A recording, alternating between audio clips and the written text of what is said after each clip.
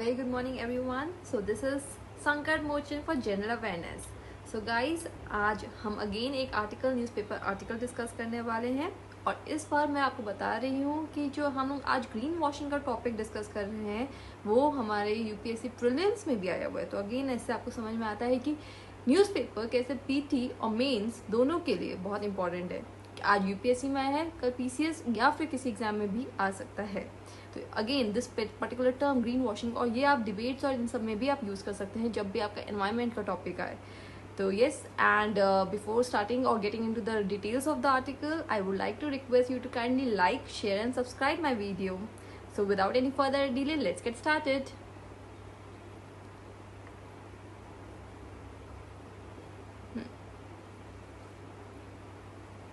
ये रहा हमारा green washing, the Hindu. Okay, so changes to conservation laws must be backed by scientific evidence. Green washing है क्या, पहले तो मैं आपको टर्म्स बता देती हूँ। वाइट वॉशिंग क्या होता है? पेंट जो हम लोग करते हैं वाइट वॉशिंग, पीछे दाग धब्बे होते हैं दीवारों पे, उसको हम छुपाने के लिए एक ऊपर से पेंट चढ़ा देते हैं। क्या होता है, मतलब कुछ एसेंशियल चेंज आया क्या? हमने दीवार को पूरा तोड़ के नया बनाया नहीं, पर हाँ देखने में अच्छा लगने लगा है।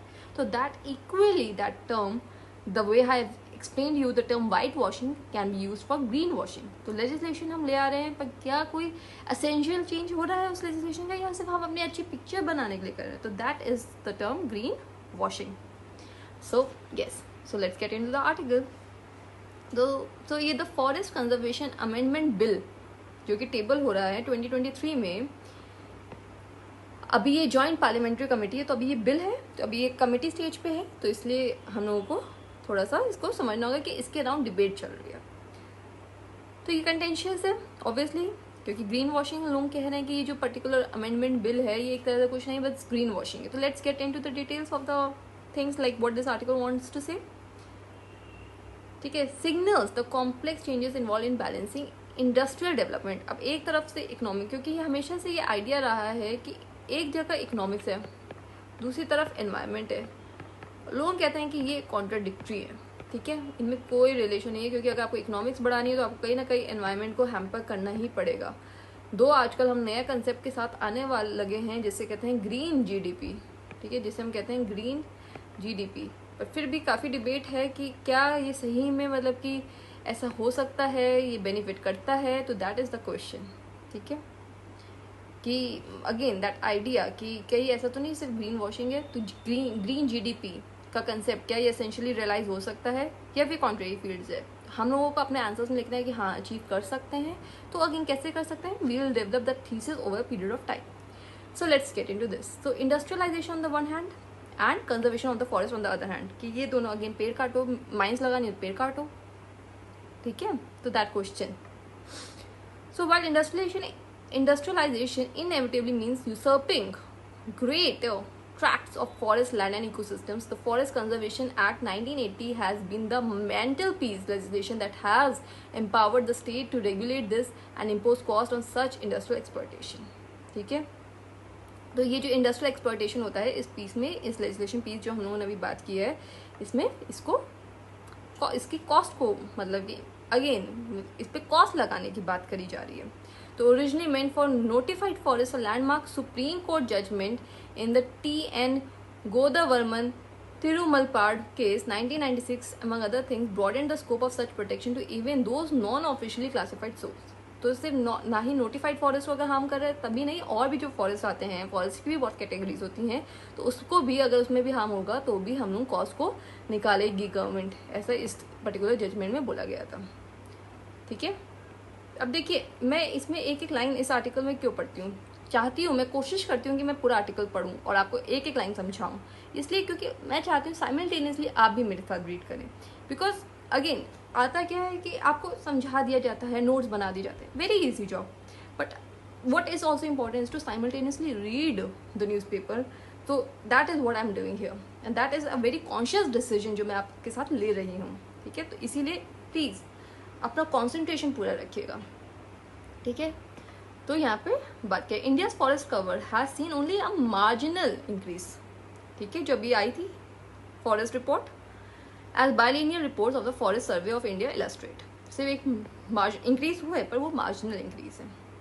Growth in forest cover inside officially recorded forest is stagnant और एट बेस्ट इंक्रीमेंटल, मतलब बहुत ज़्यादा नहीं, बस इंक्रीमेंटल हो रहा है.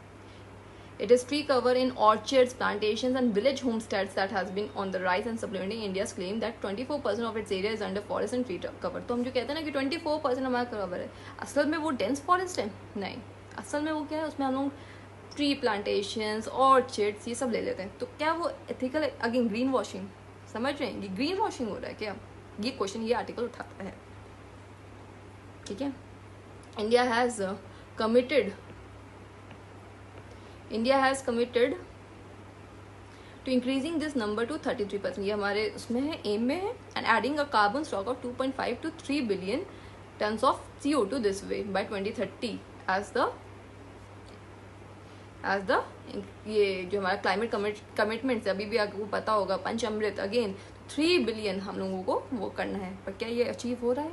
क्या हमारा 24% जो है ये एसेंशियल है? क्या कोर है? तो again that question is there. So the existing Forest Conservation Act 1980 in the Environment Ministry's reckoning was insufficient for these ends as it did not incentivize private agroforestry. इस पे हम लोग इतना प्लान वो नहीं दे पाए थे. जो हमारे पास अभी फॉरेस्ट कंजर्वेशन एक्ट 1980 है, उसमें हमने प्राइवेट, क्योंकि private sector again private agro forestry बहुत ज़्यादा उनके पास स्कोप है, तो उसको नहीं इंक्लूड किया जाता था, या ट्री प्लांटेशन एक्टिविटीज़ को नहीं इंक्लूड किया जा सकता, तो स्कोप उसका कम था, इसलिए ये इंपॉर्टेंट भी था लेजिस्लेशन.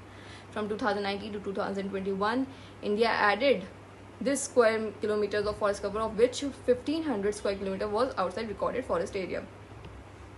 ठीक है. तो 1540 में से 1509 स्क्वायर किलोमीटर जो था वो फॉरेस्ट, रिकॉर्डेड फॉरेस्ट एरिया के बाहर था. ठीक है. अगेन प्रॉब्लमेटिक एस्पेक्ट की कोर में आ रहा है क्या? नहीं, कहीं ग्रीन वॉशिंग तो नहीं हो रही. The new amendments to the forest act gave such incentives by clearly defining the limits of the 1996 judgment. Only land recorded as forest in any government record on or after 1980 would invoke provisions of that. इसमें ये जो judgement अभी हमने बात करी थी, judgement का नाम आपको याद रहता तो ठीक है, वरना इतना इंपॉर्टेंट नहीं है. आप कह सकते हैं सुप्रीम कोर्ट जजमेंट्स. ठीक है. Don't burden yourself with things.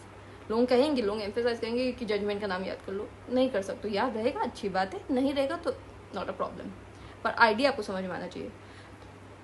तो इसमें अगेन तो अभी क्लियर किया गया है कि जो 1996 जजमेंट के बाद से कि ओनली लैंड जो फॉरेस्ट में है वो गवर्नमेंट रिकॉर्ड में जो है उन्हीं को ऑन और आफ्टर 1980 वो इन्वोक द प्रोविजन. ये जो एक्ट है उसका प्रोविजन उन्हीं फॉरेस्ट पे लगेगा, क्योंकि रिकॉर्डेड लैंड मतलब recorded as forest government records में.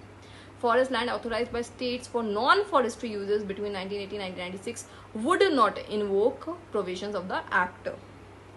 The amendment effectively means states can no longer classify unclassified forest land or patches of trees and with forest like characters as forest land. तो states अब नहीं कर सकते. इस judgement के बाद से अब जो ये नहीं कह देते थे कि यहाँ पे ग्रीन कवर है तो ये फॉरेस्ट है, अब वो नहीं होगा. तो again better judgment, a good judgment.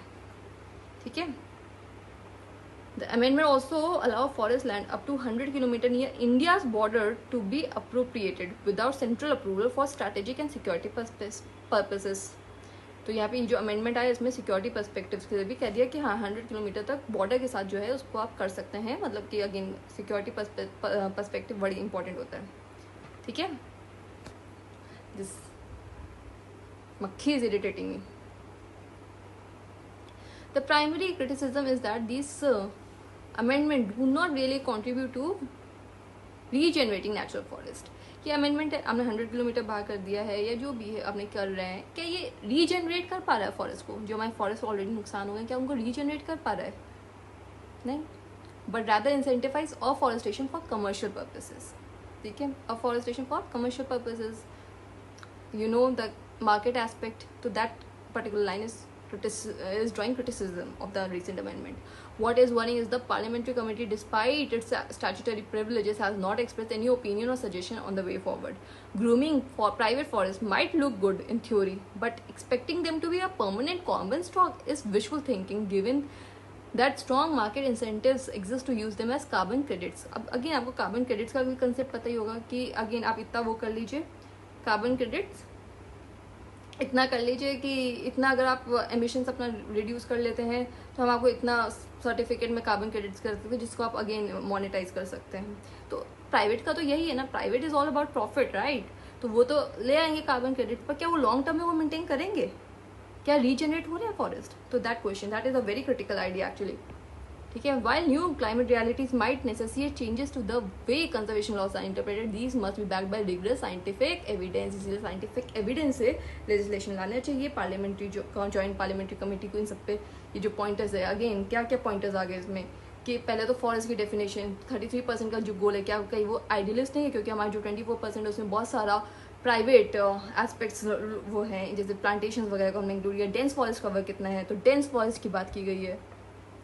ठीक है, डेंस फॉरेस्ट कवर कितना है, प्राइवेट सेक्टर को रिलाइज किया जा सकता है, सब्सटैंशियली हो रहा है, गवर्नमेंट बैकिंग है, तो ये सब पॉइंट्स यहाँ पे हम लोगों ने बात किया है। तो this article again green washing की टर्म से आप पूरा यहाँ पे बात करेंगे। ठीक है, इस जजमेंट को TN गोदावर्मन तिरुमलपाड केस को आप याद रखेंगे। कॉम्प्लेक्स चैलेंजेस क्या हैं, इंडस्ट्रियलाइजेशन और इसका बाइनरी कैसे काम करता है एनवायरनमेंट का, उसको कैसे ग्रीन GDP से आप करेंगे। तो these are the things that we are going to talk about. So again here we complete this article and please like, share and comment Sankat Mochan General Awareness. Thank you.